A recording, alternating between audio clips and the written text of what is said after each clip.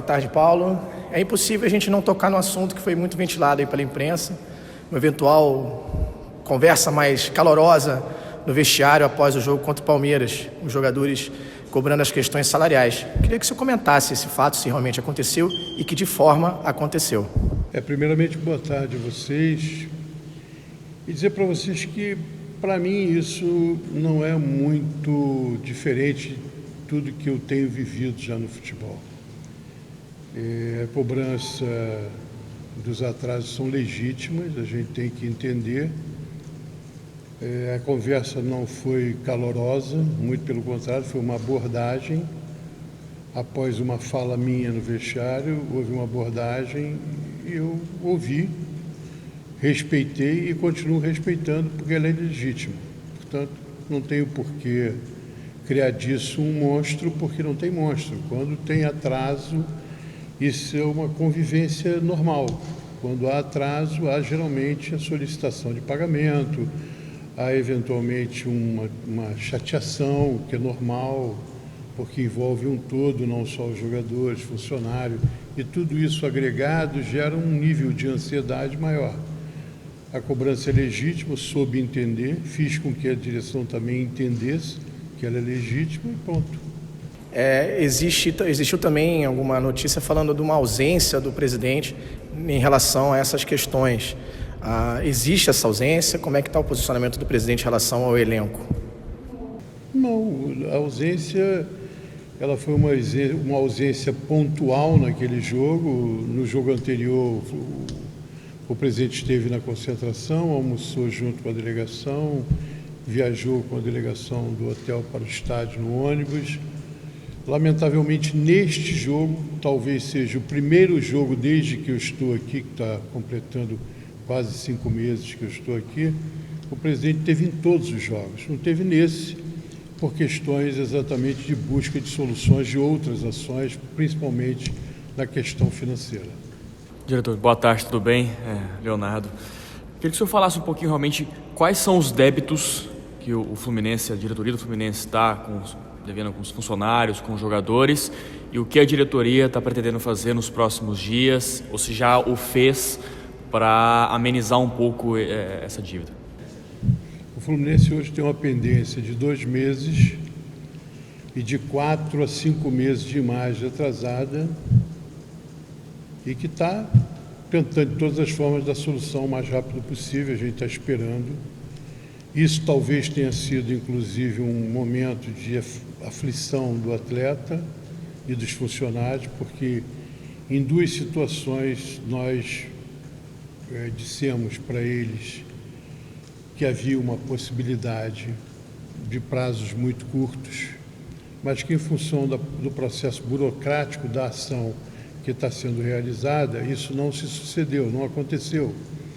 Isso gerou ainda mais, provavelmente isso pode ser a causa da abordagem feita após o jogo do Palmeiras, porque havia uma perspectiva.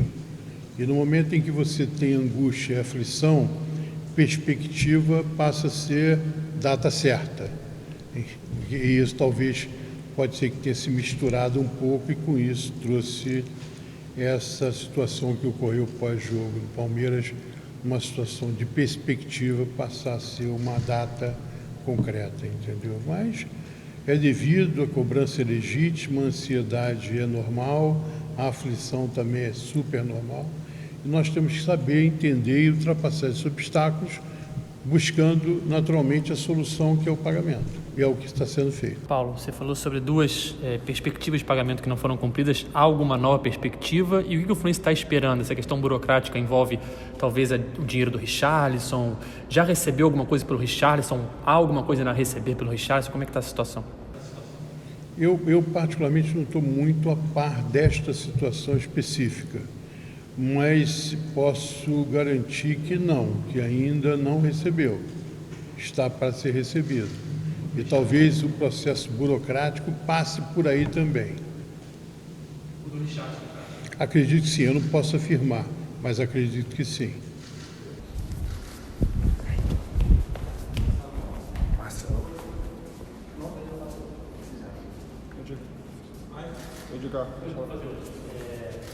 Paulo, o Fluminense vem uma situação agora complicada no Campeonato Brasileiro, né? Nos últimos 4 jogos não fez gol, só fez 1 ponto, se eu não me engano. A zona de rebaixamento está se aproximando. Segunda-feira tem um jogo decisivo contra o Ceará, né? Passou a ser um jogo decisivo, um confronto direto, que pode, por um lado, tirar o Fluminense aí praticamente de chance de rebaixamento, como colocar ele muito perto ali, depois de 2 jogos fora de casa e tal. E, ao mesmo tempo, tem a situação da Sul-Americana. Como é que a diretoria vê, nesse momento, a situação do Marcelo Oliveira? Se ele está completamente garantido no carro até o final do ano, até o jogo contra o Atlético Paranaense, ou se, caso não consiga a vitória contra o Ceará, se há possibilidade de mudança, visando os últimos jogos do campeonato e a semifinal da Sul-Americana? Com relação à parte do Campeonato Brasileiro em si, diante das afirmações do matemático, hoje a gente fica numa situação até mais confortável, né? Porque com 44 pontos você fica literalmente fora do rebaixamento. O Fluminense joga 12. Se você for olhar o retrospecto, você se atemoriza um pouco, né? Porque o retrospecto de 4 últimos jogos são poucos gols, como você disse, nenhum gol, né?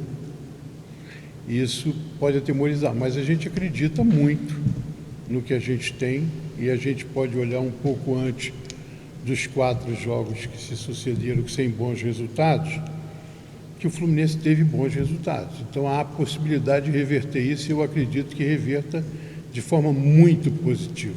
Acredito demais nisso. E essa rodada de ontem nos deu aí um pouco mais de certeza de que isso não nos atemoriza tanto, porque com uma vitória simples, que pode ser contra o Ceará, a gente fica liberto dessa sombra e busque caminhos melhores, inclusive no Brasileiro. Com relação ao jogo do dia 28, eu não vou dizer para você que não existe uma expectativa. A expectativa não é minha, é de todo mundo, inclusive da própria torcedor, pelo número de ingressos já vendidos para esse jogo, de informações que tenho. Então há uma grande expectativa desse jogo e os jogadores também têm essa expectativa. Com relação ao Marcelo Oliveira, não tem essa possibilidade. Acreditamos muito no trabalho, continuamos acreditando e vamos acreditar até o final. Esse é o que eu acredito que sim. Paulo, também se falou que, ainda sobre a pergunta sobre a ausência do Abad, que você era o único dirigente presente no vestiário junto com o elenco. Mas aí muitos perguntam também sobre por que o vice-presidente de futebol não estava também junto com o vestiário, já que a gente vê, por exemplo, no desembarque do elenco, Fabiano Camargo desembarcando junto com a delegação. Por que você estava sozinho no vestiário e, na ausência do presidente, o vice-presidente de futebol também não estava junto? Por acaso coincidiu que nesse dia o Fabiano tinha também um grande compromisso. Vai ser uma discussão que a gente ampliar um pouco mais, né? O futebol, lamentavelmente, a gente conversa muito sobre o pontual, né? Não tem muito tempo atrás, se discute muito da profissionalização do futebol, né? Quando vocês me questionam a ausência de dirigentes amadores, me preocupa, para onde a gente vai nesse profissionalismo? A gente vai acreditar que realmente o futebol tem uma necessidade de ser profissionalizado, a gente vai continuar sentindo falta do dirigente estatutário? Quer dizer, eu fico meio que na dúvida. Eu, particularmente, acho que estou aqui para ser cobrado. A cobrança que foi feita a mim, ela é factível, é normal, é entendida por mim, e sou eu mesmo que tenho que ser o porta-voz disso. O que eu preciso, naturalmente, é sentar mais na cadeira, conhecer um pouco mais a amplitude das dificuldades do Fluminense para poder eu ter mais condições de responder tudo. Hoje ainda não tenho, porque é pouco tempo que eu estou aqui, ainda não tenho, mas à proporção que o tempo for passando, eu vou me expandindo um pouco mais, se Deus quiser, e aí vou ter a oportunidade de estar mais legitimado até para fazer algumas colocações mais incisivas para vocês. Mas eu acho que as duas coisas aconteceram ao mesmo tempo, que pode acontecer. Nesse mesmo dia, o Fabiano tinha um compromisso, ele tem viajado com a delegação. Esse dia ele teve um compromisso pessoal e o presidente teve que ficar no Rio de Janeiro para poder resolver exatamente algumas coisas burocráticas dessas ações financeiras. Isso foi o que aconteceu. Muito pelo contrário, hoje mesmo os dois estão aqui no CT. Então eles não estão ausentes, eles estão sempre muito presentes. Não acho que esse seja a razão da gente criar talvez uma dificuldade de soluções dos problemas, não é por aí. Paulo, em relação à renovação de contratos de alguns jogadores, né, que estão vencendo agora no final de ano, como Júlio César, o próprio Gilberto, Marco Júnior, tem alguma autorização para passar para a imprensa em relação a essas negociações? Veja bem, eu não tenho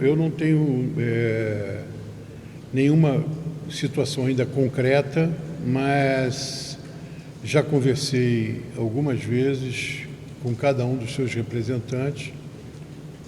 Estou tentando equacionar, tanto o Gum, quanto o Júlio César, quanto o Gilberto, quanto o Marco Júnior não, porque essa ação não foi tratada por mim, foi tratada direto pelo presidente, com o seu representante, e eu não participei diretamente. Mas os outros três, sim.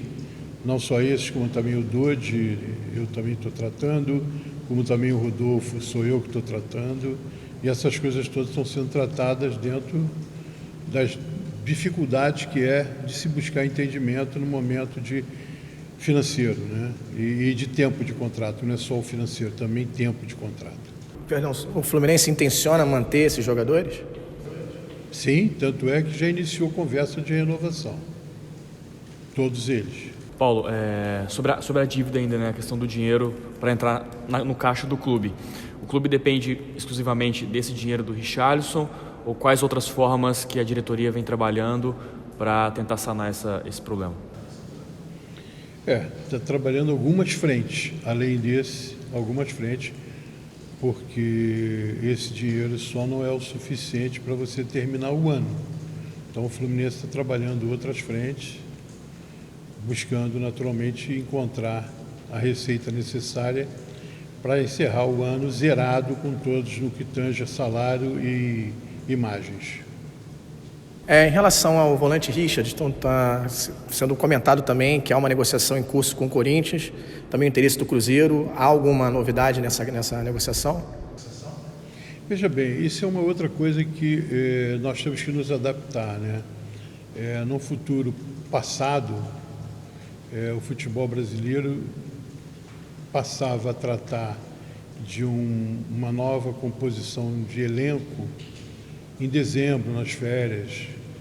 E aí começaram a se descobrir que você tinha que ter uma necessidade muito maior de tempo para tratar do ano seguinte. Aí as equipes começaram a trabalhar o ano seguinte em setembro, outubro, dentro da própria competição, que é uma coisa bastante complicada, né? Mas às vezes você tem hoje, dentro dos clubes, como aqui no Fluminense existe um ambiente de inteligência que pensa isso, você começa a monitorar tudo, que é muito fácil, né? E você vai vendo termos de contrato, jogadores que despontam, e você começa a especular. E nas especulações surgem vários nomes, que não é só o Richard, tem outros nomes também muito vinculados de citações de clubes que possam ter interesse neles. Então isso antecipa um pouco o término da competição, que de uma certa forma é confortável para a equipe que está formando o seu time, mas é desconfortável para a equipe que está disputando ainda a competição, com necessidade de chegar a algum lugar e tendo o seu jogador muito falado na mídia, muito especulado, e isso acontece. Mas não tem nada ainda concreto, as coisas estão ainda muito paradas, não tem como dizer para você que é uma coisa que possa estar resolvida ou que se vai resolver daqui a dias.